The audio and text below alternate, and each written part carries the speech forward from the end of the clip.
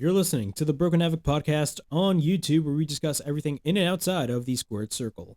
Make sure to like and subscribe for more content, and as the frickin' referee would say, ring that damn bell for more notifications.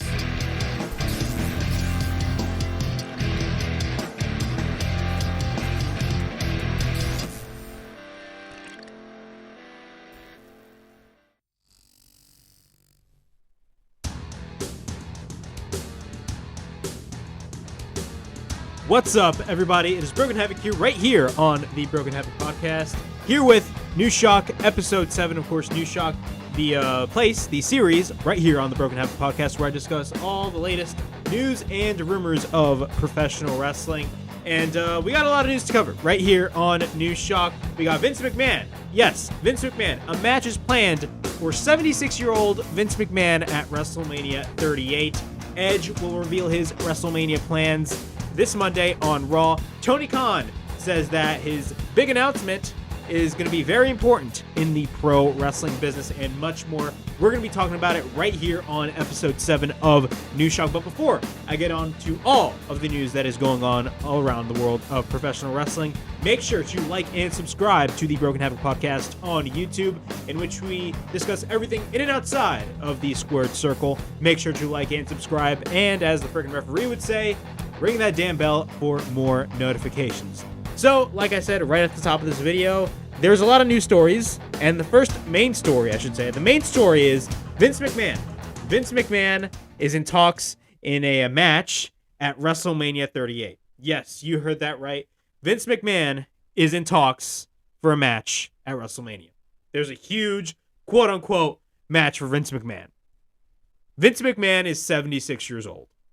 Just saying. But the story is, there's a huge Vince McMahon match planned for WrestleMania 38.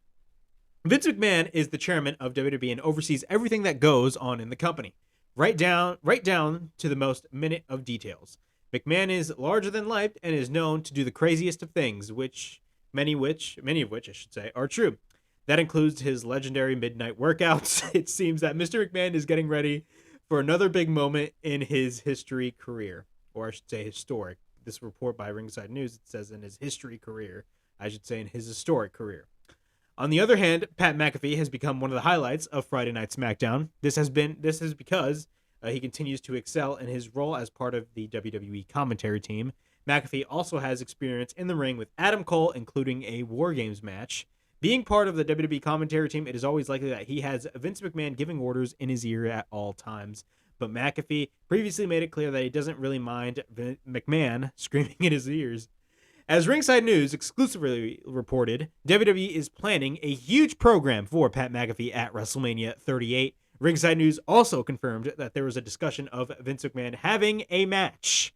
John Pollock of Post Wrestling reports that the word making the rounds is that the company is currently planning a feud between Vince McMahon and Pat McAfee for WrestleMania 38. It is further said that the feud will most likely culminate in an official match between the two at the show of shows. Vince McMahon is set to appear on the Pat McAfee show next week.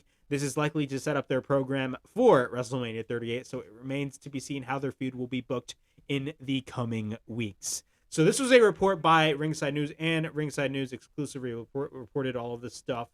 Yeah, Vince McMahon. Yes, Vince McMahon is... I don't know why they're doing this. You know, the wrestling Twitter, the entire internet wrestling community has been talking about this the entire time. You know, they are worrying about Vince McMahon, 78 years old, getting back in the ring. This is the funniest thing ever. I mean, out of all things, I don't want to say it's sad, because there's a lot of jokes and memes out there of saying like, oh, Vince is so fed up with the current product that is like, you know what, screw it, I'm gonna do this shit myself. But if this is the case, man, like, Vince McMahon, I don't know how. I know Vince McMahon is still an animal even at 76 years old. I mean, the guy still goes to the gym. This guy works out every single day. Vince McMahon is insane. Like, this guy is a workaholic. I don't know how you have the schedule of a Vince McMahon and you're never tired. But Vince McMahon at 78 years old or 76 years old, I posted on my Instagram story that he was 78, so that was my fault. It was a little bit of a typo, but he's 76. Going back in the ring, of course, Vince McMahon had a couple, of course, the Vince McMahon character back in the day did wrestle Granted, Vince McMahon was not an official wrestler, but he did have some matches in part of storyline. I think it's I don't know, man. It's hilarious. I'm dead worried for the man. If this is the case, man, like Vince McMahon is insane. This guy is crazy. A lot of people say that he will die in the freaking chair in Gorilla, which I don't know if that is the case, man. That is like the running joke. But I mean, really? Vince McMahon at 78 years old or 76 years old, man. I keep getting those numbers confused. I don't know why. Probably the keyboard. But Vince McMahon going back in the ring to wrestle an NFL player is ridiculous. I don't see this, I don't see this being the case whatsoever. But he is going to be on the Pat McAfee show. I believe it's this coming Thursday on YouTube. So I'm definitely going to be checking out that 100%. Really the main reason why I'm interested in Vince McMahon being a guest on the Pat McAfee show is really all the questions that Pat McAfee is possibly going to ask Vince McMahon. What about this? What about the creative? What about, AEW, all this type of stuff? Because if you guys don't remember, the last true interview that Vince McMahon had was back in 2014 when he was on the Stone Cold podcast back when it was on the WWE network. So we'll have to wait and see what is the case, but Vince McMahon wrestling, I mean, I wanted to talk about this because everybody's talking about it. It's sad, but at the same time, it's funny because it's Vince McMahon we're talking about. And yes, we can all agree we hate Vince McMahon creatively. I think the guy, we can all agree that Vince McMahon is completely out of touch creatively. But the guy knows how to make money. This guy is an amazing businessman. But Vince McMahon is something else. I always had this belief Vince McMahon is inhuman. He's not human at all. And I genuinely believe that. This guy is he's 76 and he's still running the freaking company. I don't know, man. This guy is crazy. But if that is the case, if Vince McMahon is going to wrestle again at WrestleMania, go ahead. I'd be dead worried for the man, but whatever. It's Vince McMahon we're talking about. But am I defending this? Absolutely not. Am I happy about it? No. Do I think it's sad? Yes. And at the same time, I'm just dead worried to see what the fuck happens, man. It's Vince McMahon at 76 years old. But yeah, there's a Vince McMahon match planned for WrestleMania.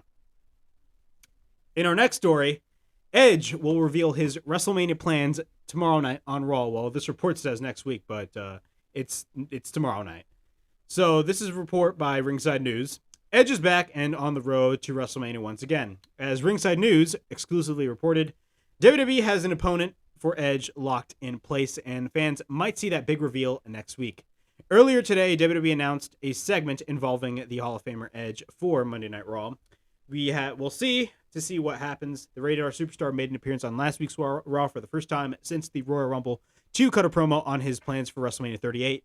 Edge dropped multiple references that included Cody Rhodes, Damian Priest, Finn Balor, and AJ Styles. In fact, it had been rumored that Edge will be facing Styles at Mania 38, but nothing has been confirmed yet. To provide an update on the situation, WWE has announced that Edge will be addressing the WWE Universe. I do not like that term. Just call them the fans. They've been using that term for the past 13 years, 12 years. I hate that term. I just don't. But he will address the fans to discuss his WrestleMania plans on next week's Raw. And this is a quote. The announcement said Edge is searching for his next WrestleMania opponent. The Rated R Superstar returned to the Red Brand this past Monday to remind the WWE Universe about his epic history on the grandest stage of them all, and that the most stupendous, I hate that word, two-night WrestleMania in history cannot be named as such without a WWE Hall of Famer on its match card. The 11-time world champion sat in the middle of the ring and threw down a gauntlet to the entire locker room, looking for someone to step up and prove themselves. Will someone rise to the occasion and accept Edge's challenge at the Showcase of the Immortals? Tune in to Monday Night Raw at 8/7 Central on USA to find out as Edge once again takes the squared circle to see if any superstar is man enough to step to the Rated R Superstar. So that was a quote by WWE. This whole Edge thing is actually really interesting me. I mean, everybody, and I've stated it before, and a lot of other people have stated it. We all want to see a match with AJ Styles and Edge. I think that is a match definitely we all want to see. I mean, AJ Styles recently re-signed with the company, and rightfully so. I mean, the guy is making $3 million a year, and it's safe to say, and I don't care what any of the freaking AEW marks would say, and I'm an AEW fan through and through, but all these freaking AEW shills are angry that Styles re-signed with the company. I'm like, bro, this is AJ Styles we're talking about. This guy deserves every freaking penny he deserves, man. Every penny he gets, he deserves. But most likely, it's going to be AJ Styles. Now, he did reference Cody Rhodes, and as you guys know, Cody Rhodes is no longer with AEW, and it's very likely that he will go to the WWE. When, I do not know. A lot of people are saying he's going to show up at WrestleMania. I definitely think it's going to be before WrestleMania, and they're going to set up a big program for Cody Rhodes. Most likely a match with Seth Rollins. That's a match that I really want to see, but we'll have to wait and see in the next couple of weeks as we're leading up to WrestleMania 35 or 38 in Dallas, Texas. The most stupendous WrestleMania. I don't like that word. I don't know who comes up with these words, man, but like stupendous, nobody uses that word. I'm sorry. In my almost 20 years of existence, I've never heard in a normal conversation someone use the word stupendous. I'm sorry. I mean, everybody has heard of the word, but like nobody uses it in actual sentences. And you're calling WrestleMania the most stupendous WrestleMania of all time. Yeah, it's hilarious. But yeah, man, who again, I think it's AJ Styles. It could possibly be Cody Rhodes, but we'll have to wait and see. Honestly, I don't know what's the case, but I think, you know, whether if it is Cody Rhodes or AJ Styles, nonetheless, I think this match is probably going to be the show stealer at WrestleMania. Edge has, even at like 47 years old, or I think he's 47. I mean, the guy can still go, man. The guy can still go really well. And it's freaking Edge, man. It's freaking Edge, bro. This guy's like my favorite wrestler of all time. So, yeah, man. Edge is definitely going to be, you know, making an announcement on who's going to face tomorrow night on Raw. So that's really one thing that I really want to see. Cesaro officially becomes a free agent as his WWE contract expires. This actually came out of shock. This came out of shock out of nowhere. The 41-year-old reportedly turned down a new WWE deal. Cesaro's contract has expired, and he is now a free agent, according to a report by PW Insider and confirmed by Dave Meltzer. WWE is believed to have offered Cesaro a new contract, but it was rejected. He had been in a one-year extension that expired earlier this week. Because his deal ran out, he will not have to wait for a 30-day non-compete window to sign with another company or wrestle elsewhere. Fightful Select reported that the news has been met with disappointment and dismay, as Cesaro was very well liked. There had been plans to use him on future shows, but that is no longer the case. The 41-year-old last wrestled for WWE on the February 11th edition of SmackDown, losing to Happy Corbin. He hadn't won a match on WWE programming since defeating Rich Holland on the November 26th, 2021 episode of SmackDown. There were reportedly no plans to push him in recent months unless he re-signed. He had been with the company since 2011. Last year, before agreeing to stay with WWE, Dave Meltzer wrote in the Wrestling Observer newsletter that Cesaro was set to be a babyface star of the SmackDown Gauntlet match. The spot was then given to Shinsuke Nakamura, as Cesaro hadn't re-signed at the time. And this is a quote by Dave Meltzer. He wrote, and I quote, "The gauntlet match that Adam Pearce won on SmackDown, the babyface star making spot of running through the field and then getting screwed at the end, was the idea of Daniel Bryan, and his pick for the spot was Cesaro. However, since Cesaro hadn't signed yet, it was switched to Nakamura, so Cesaro was going to be a face originally," he wrote. Yeah, man, Cesaro is gone from the company. He did not re-sign with the company. What are my thoughts on Cesaro? I mean, I don't want to sit here and say that his entire WWE run was a joke, because it really wasn't. In fact, what we can all agree on is that Cesaro, I felt like management did not really understand the talent that they had in Cesaro. And you got to realize that Cesaro was extremely popular with the audience. And yes, Cesaro was not the best at cutting promos, but his athletic ability is insane. I mean, you guys remember back at WrestleMania 30 back in 2014 where he won the Andre the Giant Memorial Battle Royal? I remember that. The crowd went apeshit in New Orleans for that. But again, man, you know, Cesaro is now officially a free agent. This was quite shocking. I will say this. This was quite shocking. But really, I mean, the only singles title he won in the WWE was the U.S. title, I believe. And that was back in like 2012. Remember when he paired him with Oksana? Yeah, I remember that. But really, all the other titles that Cesaro won were all tag titles, and he was in many different tag teams. They put him in a tag team with Cesaro. Not Cesaro. They put Cesaro in a tag team with Sheamus, of course. You guys remember they had this feud, which is actually, in my opinion, a really good feud. They had the Best of 7 series. I think it was the Best of 7 series back in 2016, where Cesaro had 7 matches with Sheamus. And then after that, they paired them both together and then became the Raw Tag Team Champions. Of course, they had that awesome-ass tag team with Tyson Kidd back in 2014, 2015. But then, unfortunately, Tyson Kidd got injured, and he unfortunately had to retire. So then that went they went with Cesaro back into his singles run. But you got to realize how over Cesaro got around 2013, 2014. And I got to say, man, I can definitely remember every time when Cesaro came out during this period of time, everybody was holding up the Cesaro section signs. Everybody was, man. And Cesaro was definitely a huge, not a huge star, but definitely had the potential. And it's not his fault, man. Cesaro could have easily, if WWE saw the true talent that Cesaro had, and yes, he was not good in his promos. He really wasn't. He was not good in his promos whatsoever. But they did pair him with Paul Heyman. But the only reason why they paired him with Paul Heyman was for Paul Heyman to put over Brock Lesnar in beating the streak of The Undertaker. People don't realize that. And that kind of did in a way a disservice to Cesaro. But after that, really the true, really main event that Cesaro main evented, if that makes any sense, was last year at WrestleMania Backlash when he went up against Roman Reigns in the main event in a really good match. Definitely a really good match. I really enjoyed the feud with Daniel Bryan and Roman Reigns, and also, of course, it included Cesaro after that. But their match that they had at Backlash last year was amazing. Probably one of the best WWE matches of the entire year. Definitely. And, Cesaro, the amount of strength that this guy has and the amount of talent that he has in ring is unbelievable. And, Cesaro is going to be definitely a huge signing wherever he goes. A lot of people are saying he's going to go to AEW immediately, but people need to realize this right now. AEW right now is on a signing spree, and Tony Khan is signing a lot of guys. We just had the arrival of Keith Lee. We had the arrival of Buddy Matthews. Most likely, once Jeff Hardy's 90-day non-compete clause is done, he's 100% going to reunite with his brother Matt. Jeff Hardy is AEW bound whatsoever.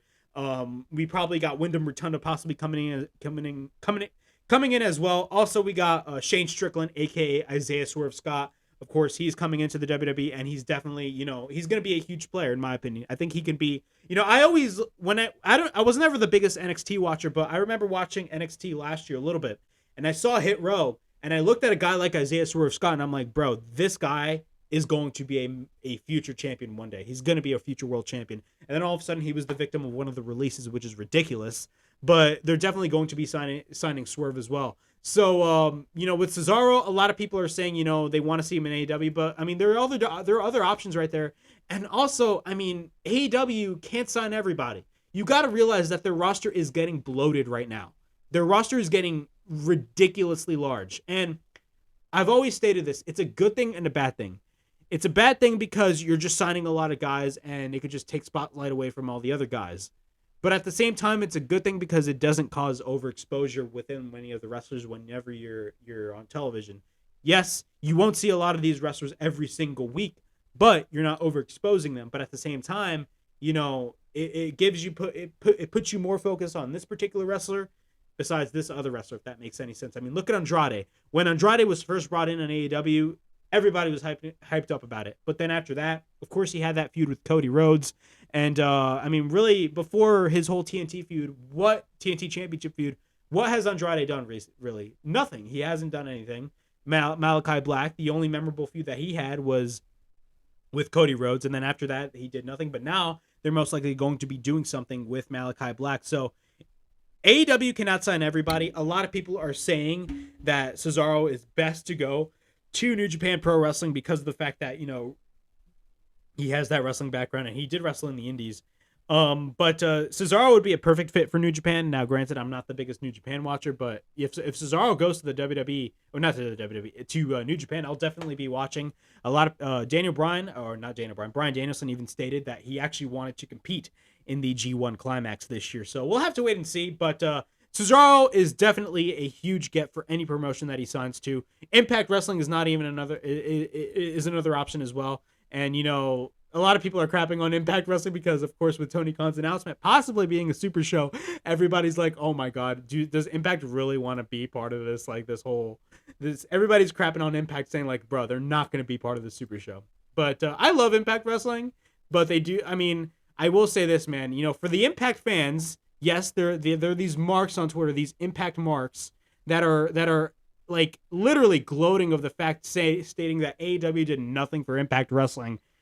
slow your roll, because they gave you guys Kenny Omega and they gave you guys Christian Cage. So they gave you guys plenty of enough. Trust me. But, I mean, he'd be a good get for anywhere he goes. I mean, Impact, AEW, New Japan, wherever Cesaro goes, he will be 100% successful. Definitely. For the talents that Cesaro has, this guy's going to be fine. So in our next story, well, I shouldn't say in our next story, he actually, he didn't like the contract offer. So in the latest edition of the Wrestling Observer newsletter, Dave Meltzer provided an update on why Cesaro and the WWE weren't able to come to terms on a new contract. It was reported yesterday that Cesaro had quietly exited WWE after failing to come to terms on a new deal. The two sides had been in negotiations for a new agreement, but Cesaro turned down the contract extension he was offered. Meltzer wrote that Cesaro wasn't looking to leave WWE, but he didn't like the offer that he was given to re-sign. Meltzer quoted, "Cesaro's contract has expired as of this week. The two sides were in talks of the new deal, but couldn't come to terms. Given the huge money they offered others whose deal had been up, Zayn, Owens, and Styles, it would indicate that he did not get that level of an offer. He also gotten any backdoor. He also hadn't gotten any backdoor AEW offer when he was negotiating, so it wasn't that he got a better offer elsewhere. That isn't saying AEW may not look in an offer now, but now that he is a free agent. Right now, he is leaving the promotion unless something changes. This was more of a WWE decision than a Cesaro decision, in the sense that he wasn't looking to leave like others were, but they made an offer he didn't like. He is free to go anywhere immediately." So that was a quote by Dave Meltzer. So stating that AEW did not right now give him an offer, but I think they will give him an offer, but it depends where he goes. Again, AEW's roster is getting a little bit bloated. It is not a good thing, but at the same time, it does, to me, it can be an issue, when you're signing a lot of guys. But I mean, Cesaro, again, he's a good get anywhere he goes, and he will be a success anywhere he goes. All right. In our next story, AEW to hold Double or Nothing 2022 at the T-Mobile Arena in Las Vegas. Originally, I personally thought that AEW was going to hold Double or Nothing at the MGM Grand Garden Arena in Las Vegas. Of course, the first Double or Nothing, their very first event, took place at the MGM Grand. But, of course, the next year they were supposed to go back. But then, of course, the pandemic hit. And then their first full event with a full capacity crowd last year was Double or Nothing. But it was not in Las Vegas. It was in Jacksonville. Now, this year, AEW Double or Nothing is returning to Las Vegas. But it's not going to be at the MGM Grand. Several Las Vegas AEW shows were announced on Wednesday's edition of Dynamite. The biggest of the announcement is the return of AEW's Double or Nothing pay-per-view. I'm reading this from Wrestling Inc. Double or Nothing takes place Sunday, May 29th, live from Las Vegas. This marks the fourth Double or Nothing pay-per-view event in history. The announcement has Double or Nothing returning to its original location for the first time since 2019. In addition to the Double or Nothing news, Dynamite and Rampage will both make their Las Vegas debuts. Dynamite kicks off an entire week of AEW events located in Sin City. Things begin with Dynamite on Wednesday, move on to Rampage on Friday, and it all ends with Double or Nothing's return on Sunday. AEW, so Dynamite and Rampage are going to the Michelob Ultra Arena for Dynamite and Rampage, and then Double or Nothing is going to be taking place at the T-Mobile Arena. Now, in another story, and this is connecting with Double or Nothing, AEW actually considered to hold Double or Nothing in Los Angeles. This is actually really interesting. So I'm reading this from Ringside News. According to a report by Fightful Select, the company discussed holding the Double or Nothing pay-per-view in Los Angeles in Forum in Inglewood, as well as Ontario, California, leading up to the show. The discussions were held as far back as AEW All Out last year. AEW Double or Nothing was announced as taking place at the T-Mobile Arena this year, a big upgrade from the MGM Grand. Fightful first heard the discussions of this possibility during All Out weekend in Chicago last year. We also heard of discussions of possibly running Los Angeles at the Forum in Inglewood, as well as Ontario, California, leading up to the show. We aren't sure if those decisions ever led to plans coming into fruition, but they were spoken as far back as All Out as well. AEW Double or Nothing will be taking place at the T-Mobile Arena on the Las Vegas Strip in Paradise, Nevada on May 29th this year. We will have to wait and see how the event will turn out to be, as it promises to be a solid one. And definitely Double or Nothing is going to be one of the biggest shows of the entire year. So yeah, it's actually really interesting that AEW actually decided, I believe they haven't really run a show. I don't think they ran any show in the West Coast. So, for them thinking that they actually wanted to hold Double or Nothing in Los Angeles is actually pretty cool. But of course, Double or Nothing is a Vegas show, so it's very fitting for them to basically, put the show in Las Vegas. Definitely, I do see a Dynamite going to LA or somewhere on the West Coast, because I believe AEW hasn't run any event at the West Coast yet, So it's very interesting to see that AEW actually considered to hold the Double or Nothing show in Los Angeles, but it's going to be in Vegas at the T-Mobile Arena. So yeah, AEW made no play to sign AJ Styles.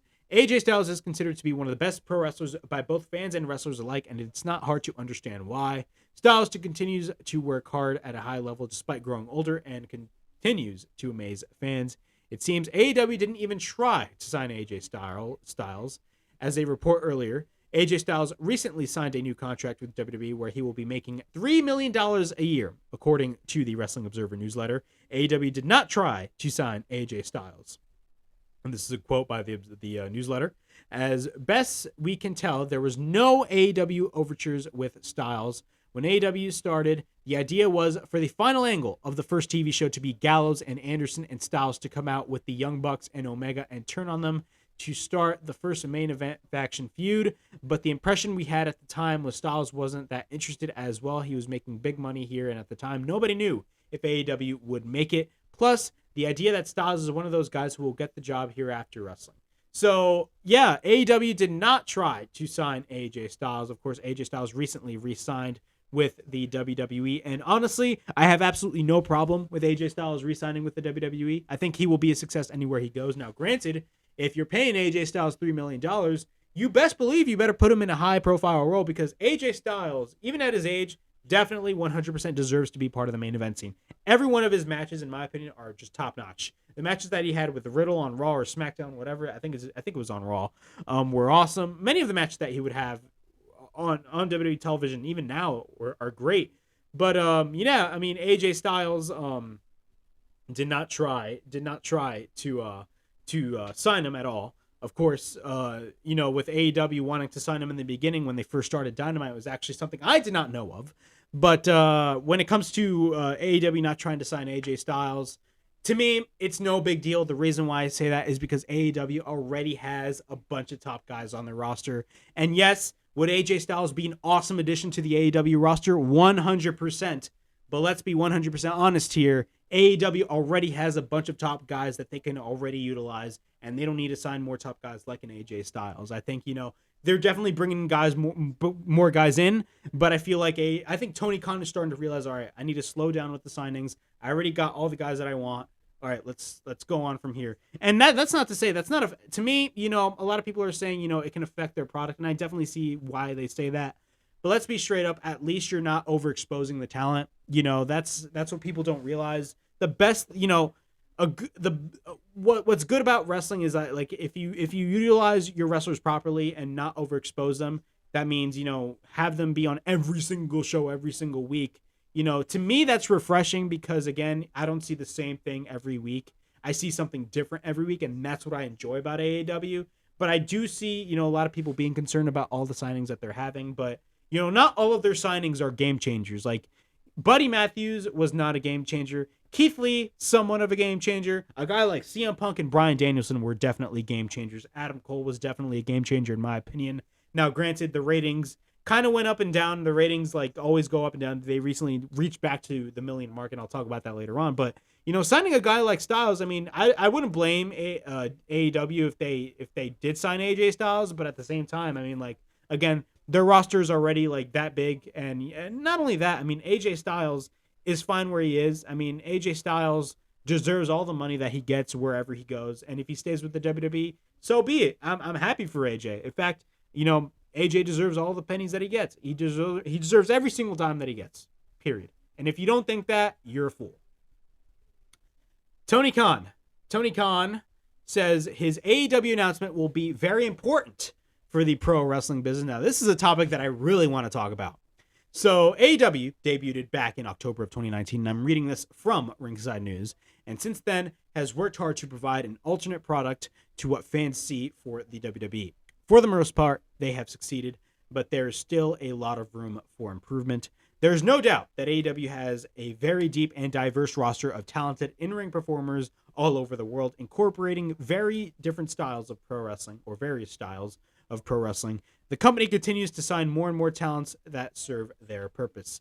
AEW president Tony Khan recently stated that he will make a huge announcement about the company soon. Due to this, many fans have been wondering what Khan has planned. So, as reported earlier, the announcement is unlikely to be a new signing. While speaking with Busted Open Radio, AEW president Tony Khan talked about his upcoming announcement. Khan stated that he will make the statement on the go-home edition of AEW Dynamite before their AEW Revolution pay-per-view, which takes place March 6th in Orlando, Florida. Khan also promised that the announcement will be very important for the pro wrestling business. We will have to wait and see what Tony Khan has planned for AEW's future, as fans are certainly excited about the upcoming announcement. So yeah, Tony Khan is definitely hyping up this announcement, and you know, a lot of people, right? And I definitely do understand a portion of what they're saying. You know, a lot of people say that, you know, oh my God, every time when a rating goes low, Tony Khan has this big announcement. It's nothing big and all that stuff.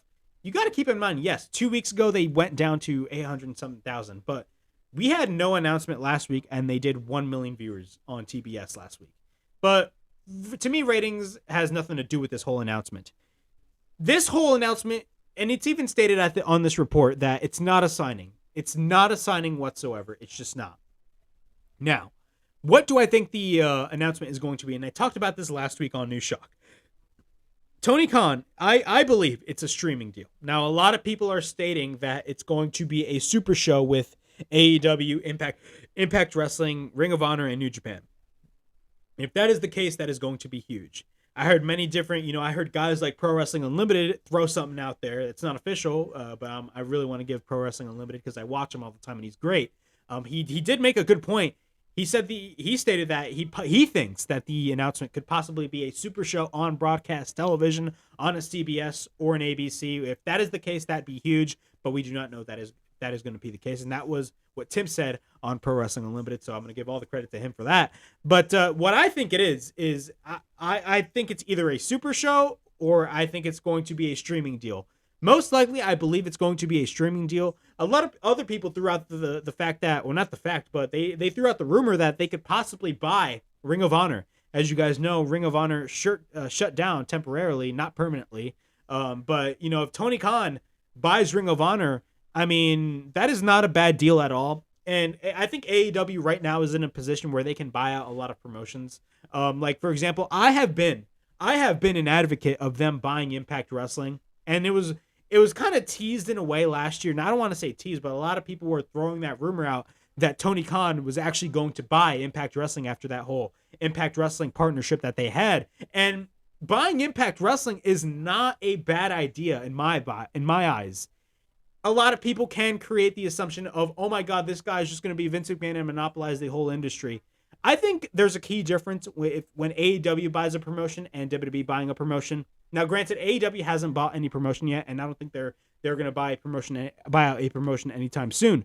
But here's the thing: when WWE buys a promotion, they instantly shut it down. Right? That's their model. All they care about is the tape library, and rightfully so. If you care about the tape library, go ahead and buy it. But hear me out. AEW, I genuinely believe, and this also connects with the streaming deal, which most likely will be HBO Max because that is Warner Media's official streaming service, and HBO Max has like 40 million people subscribed on that platform. So it'd be huge for them because it expands AEW's. I don't want to say it expands AEW's audience, but AEW is able to showcase their product in front of a larger audience on HBO Max, and you can air their pay-per-views on there and all that stuff. But hear me out. If AEW bought a promotion like an Impact Wrestling, you got to realize the company existed since June of 2002. Impact Wrestling. They got a lot of historic, historic stuff. CM Punk was actually in TNA for like a couple, like the early years, like in the Asylum years of TNA. But you got matches of Samoa Joe, Kurt Angle, Sting. You basically buy half of Sting's, career in TNA. I mean, that is not a bad deal. And if AEW buys Impact Wrestling, if AEW bought Impact Wrestling, I believe that they could keep that promotion alive. Now, granted, you're going to have to do something when it comes to the talent. I do believe that they would keep all the talent, but, keep them under Impact Wrestling and have their show air on HBO Max. That's what I believe. But that is just me throwing out stuff. This is not official. This is just me throwing out stuff. But a lot of people are saying they may buy Ring of Honor, and Ring of Honor is not a bad option if they do. I mean, Ring of Honor, I never followed Ring of Honor, but I know the how much Ring of Honor is placed in a lot of people's hearts. Ring of Honor is an historic place, and a lot of guys made their names at Ring of Honor. You had guys like CM Punk, Bryan Danielson, Samoa Joe. I mean, a lot of guys made their name in Ring of Honor earlier on in their career. I mean, the Briscoes. I mean, there's a lot of great, a lot of great talents that came from Ring of Honor. Now, a lot of people are saying that if Ring of Honor was likely for sale, only the Sinclair tape library is for sale, which means that, of course, back in, I think it was 2011, where Sinclair Broadcasting purchased Ring of Honor. And I think, if the company is put for sale, I think only the Sinclair portion of the tape library is only for sale. I don't know if that is the case, but a lot of people are throwing out that they may buy out Ring of Honor. But again, if they buy out another promotion, it connects with the streaming deal because you have the entire tape library there and you can utilize it for the streaming service. And you can have a whole entire wrestling section on HBO Max. And it can directly, I don't want to say directly compete, but it can definitely be on the level on par with WWE and Peacock because they're streaming. The WWE network is on Peacock. The main reason why the WWE sold the rights to their own network to Peacock was because of the fact that the WWE network only had around 1 million subscribers. If you compare that to a Disney Plus or a Peacock or a Netflix, I mean, those streaming services have, 10 times the amount of subscribers that the WWE network has. Multi-million subscribers. Trust me. Like Netflix has around like 100-something million subscribers. I may be exaggerating, but Disney Plus has a large amount of subscribers. The WWE network only had 1 million. If you compare that to a Disney Plus, that is nothing. So if AEW, I genuinely believe this is a streaming deal, and if this is a streaming deal along with them buying out probably Ring of Honor, I'd be all down for it because of the fact that I do believe that Tony Khan was a huge fan of Ring of Honor. I think there was this old tweet that he talked about Ring of Honor. I mean, he'd definitely keep it alive, 100%. I mean, Tony Khan is a huge wrestling fan. I mean, this announcement, I'm really curious, and this is definitely a reason as to why you should watch AEW this Wednesday on TBS. So I'm definitely excited to see what this announcement is going to be. It's not going to be a signing. So definitely they're going to sign more guys, but it's not going to be a signing. It's not going to be a signing. It's definitely going to be a business-related signing. Jeff Hardy confirms that he is going to AEW. Jeff Hardy, and I'm reading this from Ringside News. The majority of these reports I am reading from Ringside News. Jeff Hardy recently rejected the WWE Hall of Fame induction, and he had left WWE. It appears that he is headed to AEW, and he isn't afraid to talk about it. Hardy joined Jared Myers in a conversation on his YouTube channel, official Jared Myers. During that show, he confirmed AEW is in his future. The conversation circled around his time in WWE and a plausible AEW debut. On the latter, the enigmatic Soul gave a green light to his fans and confirmed his debut on the Tony Khan ran promotion in the interview. And this is a quote by Jeff Hardy, and this was a video. Now, you couldn't really hear what Jeff Hardy stated, but this is exactly what he says. I'm going to AEW. It's so excited. I'm so nervous and excited. Earlier this year, Jeff Hardy was released by WWE from his contract, and since then, his reunification with his brother Matt Hardy on AEW has been speculated by fans. Following his brother's exit from the WWE, Matt gave repeated assurances to the fans on his well-being. The sentiment was also echoed by Jeff's wife, Beth. It has now been announced that the Hardy Boys will reunite on March 12th. The well-anticipated match will mark the first time the duo has wrestled together in the past 3 years. You can check out the video below. It should be queued up, but, it doesn't go... It doesn't go until 6:55. That's nothing. But yeah, man, there's a Jeff Hardy interview, and I'll put that in the link in the description below. But he basically confirmed it. He's definitely AEW bound, 100%. I think us as fans knew that. You know what? We all know Jeff Hardy's on his way to AEW, and he's going to reunite with his brother Matt, 100%. And I think it's going to be great for the AEW tag team division. All the possible matches that we could possibly see with the Hardy Boys. I definitely, and I care about this. I want to see the Young Bucks versus the Hardy Boys again. I just really want to. I want to see them wrestle. Once Darius comes back, them wrestle Top Flight. There's a lot of tag team matches that, Red Dragon. Could you imagine the Hardy Boys versus Red Dragon? That'd be awesome. Santana and Ortiz. I mean, there's a lot of different tag teams that you can have. Alex Reynolds and John Silver. There's a lot of tag teams in AEW, and AEW definitely focuses a lot on their tag team wrestling. So, like, with the Hardy Boys being part of the tag team division, 100% I'm down for it. WWE has a working plan for the WrestleMania 38 card. I'm getting this by Ringside News. Ringside News was told by a tenured member of the creative team that WrestleMania 38's card seems to be in order. It is important to note that these plans are never, quote-unquote, locked in WWE. In fact, they were told that locked is a weird word, quote-unquote, around WWE. Quote-unquote, nothing is, quote-unquote, locked until it happens because plans always change. The important point is that WWE has a, quote-unquote, working plan for WrestleMania 38 right now.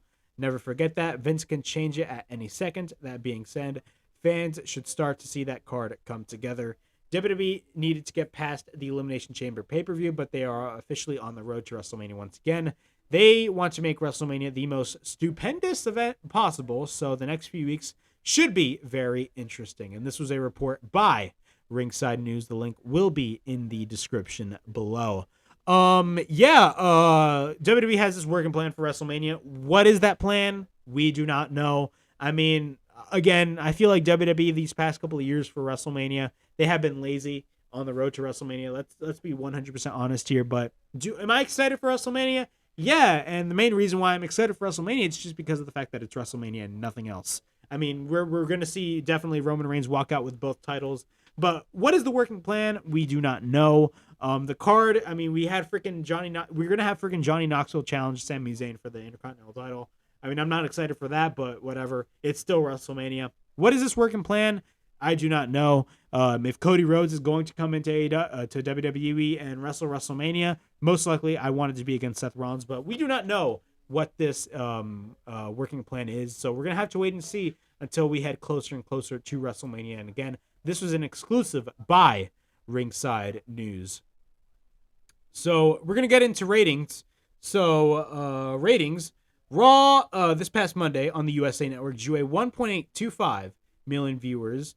This is up 13.92% from last week's 1.602 million viewers for the Elimination Chamber Go-Ho show, which aired on Sci-Fi. And this is according to Showbuzz Daily, and I'm reading this from Wrestling Inc. For this week's show, the first hour drew 1.945 million viewers. Last week's hour one was 1.376 million. The second hour drew 1.868 million viewers, and last week's drew 1.709 million. And the final hour drew 1.666 million viewers, and last week's hour 3 drew a 1.402 million. Monday's Raw also drew a 0.51 in the 18 to 49 demographic. This is up 15.90% from last week's 0.44 key demo rating. That 0.51 key demo rating represents 662,000 viewers in the 18 to 49 demographic. So again, I am reading this from Wrestling Inc. and the original source was the Nielsen ratings by Showbuzz Daily. So Raw went up. Raw, I'm not gonna lie, Raw has gotten a little bit better. Granted, it still has the same problems that WWE has had for this past whole year, and granted, these past couple of years, constant rematches, ridiculous, stupid dialogue, all this type of stuff. But I will say, I'm definitely enjoying Raw a little more than I did last year. Granted, Raw is still not a perfect show, and in some weeks, it's probably a bad show. But, if you compare it to SmackDown now, I'd take Raw any day of the week. That's just my opinion. But, those were the Raw ratings. AEW Dynamite. They're back over 1 million viewers. Wednesday's show averaged 1,010,000 viewers and drew a 0.40 in the 18 to 49 demographic. This is up 16.2% from last week, and I'm reading this from F4W Online. In the 18 to 49 demo, Dynamite drew a .40 rating, and this is up 29% from last week. That is the fourth lowest number that AEW Dynamite has drawn on TBS so far, which was the previous week's number of 800 and something thousand. But essentially, these were average numbers for the show since it's moved to that network at the beginning of the year. Dynamite ranked third on the cable charts for the night, trailing CNN's coverage of the war in Ukraine and college basketball on ESPN. Ratings were up across all demos, with the biggest increase coming in from the 12 to 34 age group. Males were up 58.8% and females were up 56.6% in that category. The overall viewership increase would have been much greater, but people over 50 were only up 2.6% from last week. So Dynamite drew 1.10 million viewers, so 1.010 million viewers, and a .31 in the 18 to 49 demographic. Overall, I thought Dynamite was a great show. Of course, the promos on Dynamite were amazing, and it's kind of weird, it's kind of like AEW always flip-flops when it comes to their ratings. I mean, 1 week they're doing like 900 and something thousand. The next week they're back up to like 1.1, and then they go back down to like 800 and something thousand, and this week they go back to a 1.0. I mean, I don't know why, but like AEW always flip-flops with their ratings, but I'm really curious to see what the rating is next week, and if they maintain that million mark, I'm definitely going to be surprised. But overall, I thought Dynamite was a great show. The previous week, I was actually really disappointed that AEW did a low rating, but we'll have to wait and see for the future. But overall, this past week, AEW drew a 1.0, and that is great to see. SmackDown on Fox is down below 2 million viewers. The ratings are down, and I'm reading this from 411 Mania. Spoiler TV has the overnight ratings for last night's edition, or I should say 2 nights ago, the Friday's edition of SmackDown on Fox.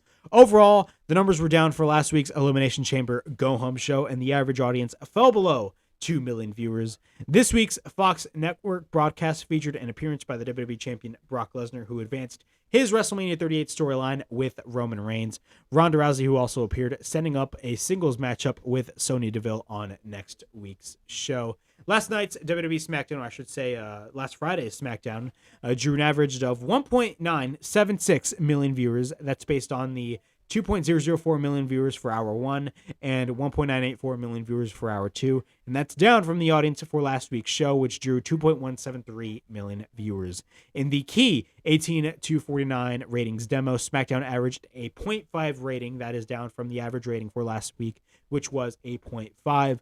For comparison, the preliminary audience for last week's show was a 2.062 million viewers. The preliminary key demo rating last week was about even for last week's show at a 0.5. SmackDown was still able to tie with ABC's Shark Tank for the top rating slot in the key demo. Blue Bloods on CBS topped the viewership for Friday with a 5.989 million viewers. Again, I'm reading this from 411 Mania. But yeah, SmackDown went below 2 million viewers. Overall, SmackDown was not a good show. The show sucked. The only thing interesting was Roman Reigns and Brock Lesnar. Ronda Rousey did not even save the show. I mean, granted, Ronda Rousey, she is the babyface, and she did not sound genuine at all when she was speaking on the microphone. It looked like she did not want to be there, and a lot of people are saying that, so I'm not taking the full credit for that. But yeah, man, SmackDown just sucked. I hated the show. The only thing interesting was Raw. Raw was just a much better show, and Raw was not even perfect. But SmackDown has gotten downhill ever since the draft, and really, the show's just garbage. AEW Rampage drew 437,000 viewers, which is not good.